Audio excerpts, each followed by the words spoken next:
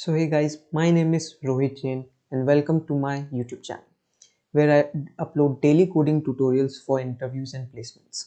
So today we are going to solve one of the most asked questions in interviews, and that is the two sum. This question has been asked in multinational companies like Amazon, Google, Netflix and Microsoft. So before we begin solving this question, I would like to ask you to kindly subscribe to my channel so that you never miss a video in the future. So let's try to understand this question first. So this question states that given an array of integer nums and a target, return indices of two numbers such that they add up to target. So what does this mean? What this question is trying to say is we have been given an integer array and we have been given a target value. We need to see if in that integer array nums there exists two indices such that the sum of the elements at these indices sum up to give us a target value. So how do we solve this problem? So there are two ways to solve this problem. One is the brute force approach and one is the optimal approach. So first let's try to solve it using the brute force approach. So the first solution that comes up to mind is that in the integer array, if we are talking about picking up two elements, we can pick up any two elements. So there are multiple combination of elements that we can pick up from the integer array, and if any one of these combinations sum up to give me a target value, then that is my answer. I can return the indices of both those two elements. So the first thing that comes up to my mind is, why don't I try each and every combination? So if any of those combinations sum up to give me a target value, then I can simply return those two indices. So let's try to first code this solution up. First, let's take the size of the array. Now we will run a loop from I equal to 0 to I equal to n minus 1. Then we run a second loop inside this loop for j equal to I plus 1 up until n minus 1. Now we check if nums of I plus nums of j target. So what I am doing is that first I am going from I equal to 0 to n minus 1, and then I am going from I plus 1 to n minus 1, and I am seeing if the elements that exist at the indices I and the indices j sum up to give me a target value of target. And if it does in fact give me a target value, then I simply return this indices I and j in a vector. So vector of int res res dot pushback I and res of pushback j, and I can simply return this array. Now it is given that each input would exactly have one solution. So what this states is that it will necessarily have an a solution. And one thing that we need to note here is that you may assume that each input would have exactly one solution and you may not use the same element twice, which means that this is the reason why I have written j equal to I plus 1 and not j equal to I. So let's try to run this solution.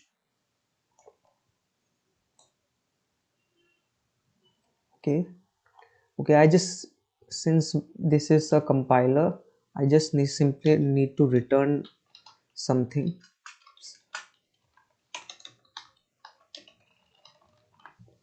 Since this is not a void function, so I need to return an element at each and every point.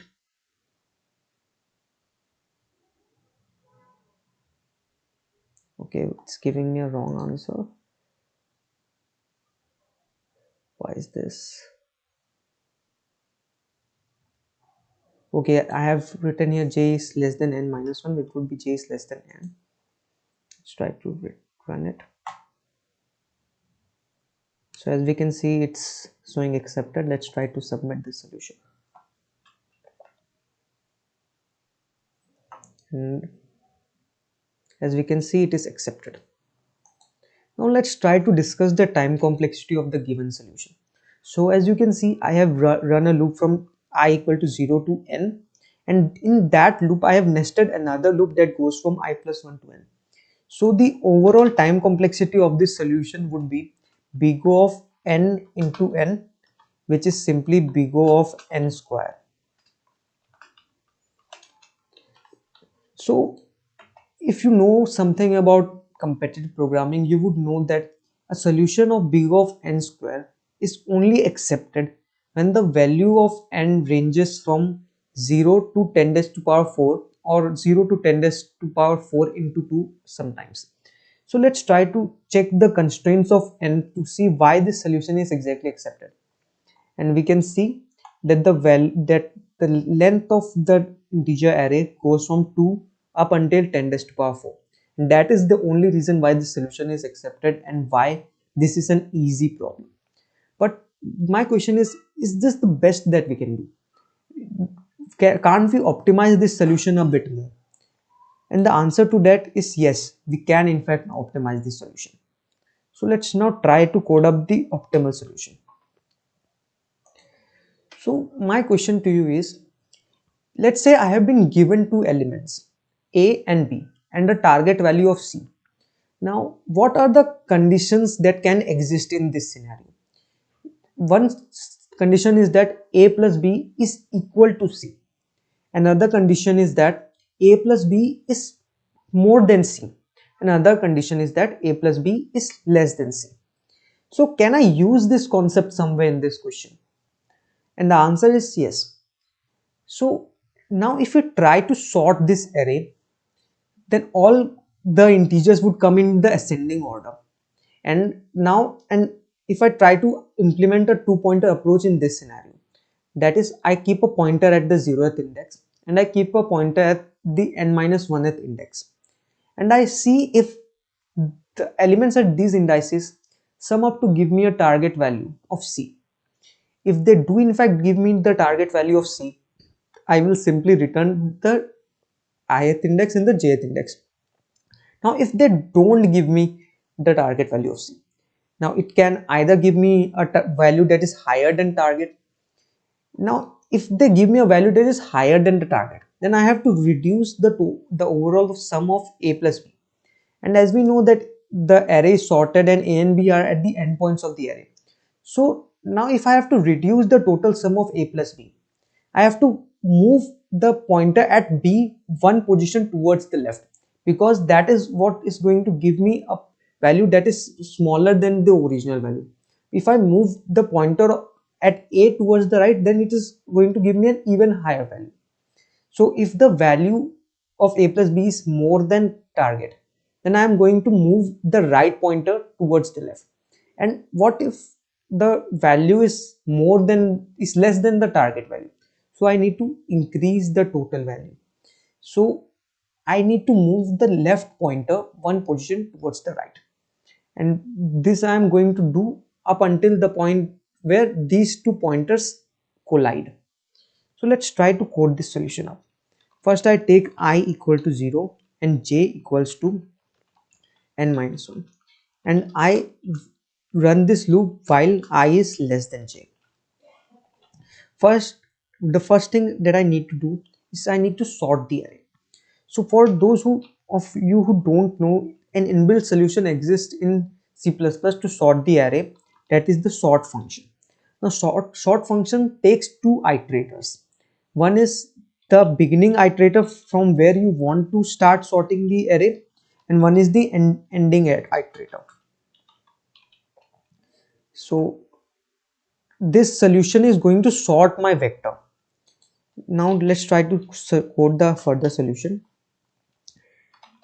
I take val equals to nums of I plus nums of j.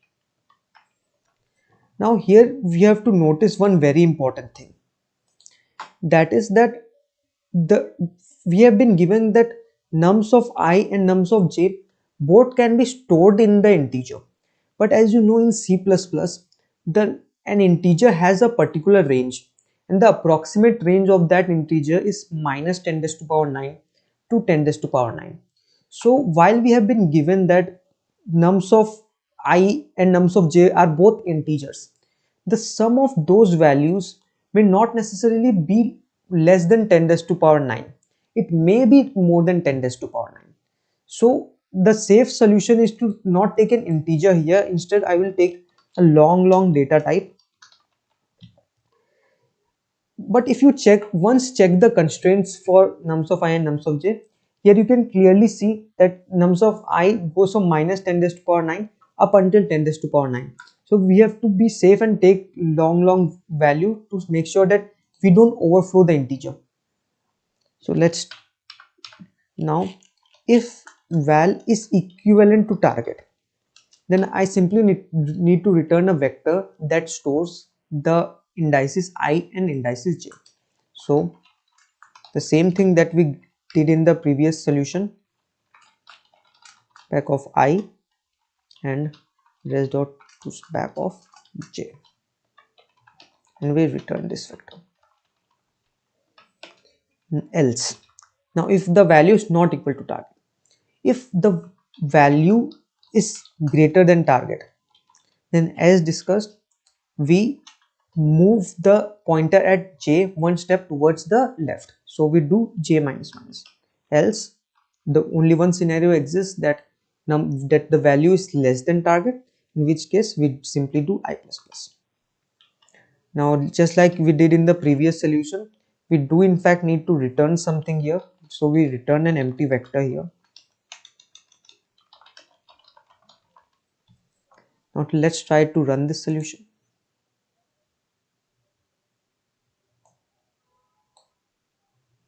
Okay, it gives me an error here. Okay, so here we have to convert the name of the vector is not vec but nums.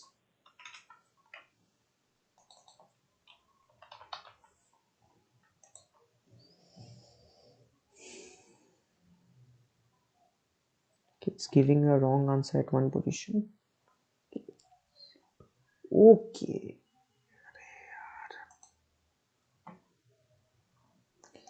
so what has happened here is that when we sorted the array, the original elements have changed their position relative to their original position.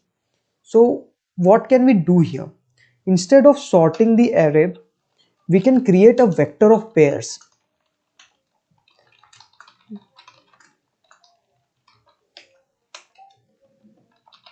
Now, what does this vector of pairs consist? Let's try put this up. This vector consists of a pair whose first element is nums of I and the second element is I, and then we sort this vector.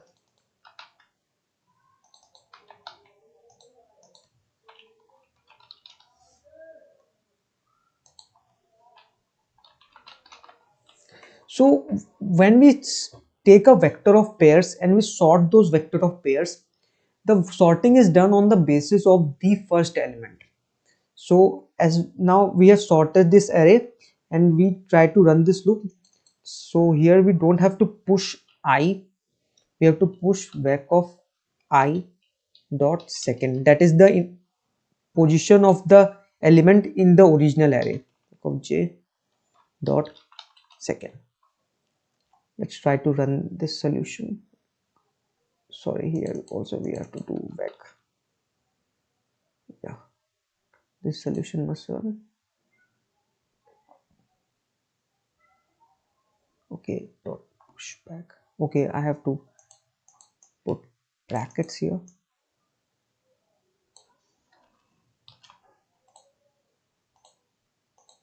Try to run the solution.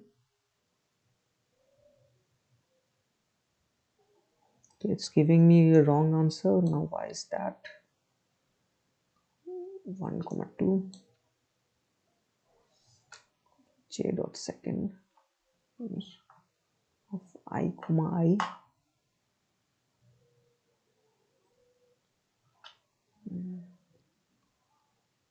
I dot first. Oh, sorry, it should be vec of I dot first and vec of j dot first. Let's try to run the solution. And as we can see, it is accepted. Let's try submitting this.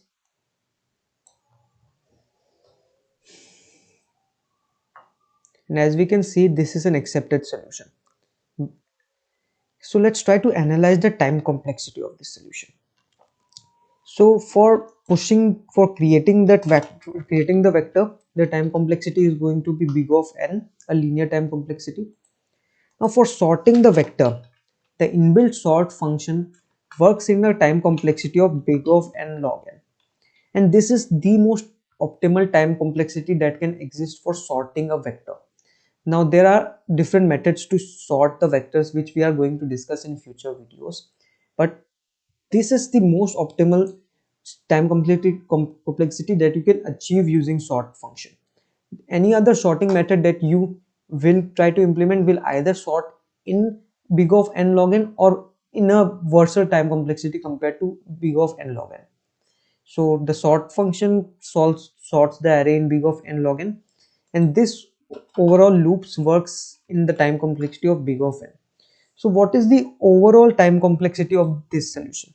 So the overall time complexity, as we know, would be big of n into log n. So this solution is obviously better than the big of n square solution, and this is a solution that you need to publish in an interview. The interview will not be happy with the big of n square solution, as anyone can do this solution. But since this was an easy problem, so we needed to discuss the big of n square solution. But if the constraints of this problem were a bit more stricter, like if the length of the integer array went from 2 into 10 raised to power 5 instead of 10 raised to power 4, then this solution would not have been accepted and you would have had to code up this solution. So that's the problem to sum for you guys. So hope you like this video, and I would really like you to ask you to subscribe, to like the video and subscribe to my channel. And I hope I will see you in the next one. Thank you.